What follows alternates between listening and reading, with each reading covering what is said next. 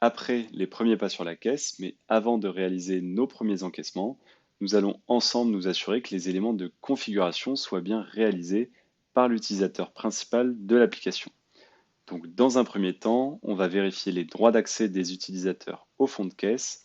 Et dans un second temps, on va s'assurer que les intégrations, notamment des terminaux de paiement, soient opérationnelles. Selon votre profil d'accès, vous pourrez voir les autorisations de chaque utilisateur pour la caisse ou non.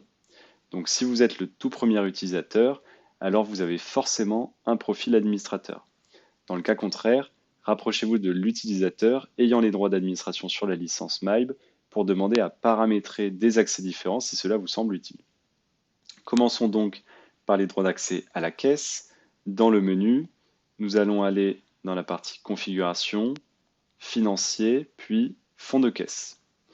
Ici, on retrouve bien nos différents fonds de caisse. On va cliquer sur le fonds de caisse 1 et tout en bas, nous assurer que les utilisateurs disposent bien des autorisations d'ouverture et de clôture de caisse. Ici, je suis l'administrateur, donc on va retrouver mon prénom, mais aussi un compte AdminStore, qui n'est ni plus ni moins que le compte d'intervention technique de MIBE. Je suis le premier utilisateur créé, je vais donc pouvoir m'octroyer les droits d'ouverture et de clôture.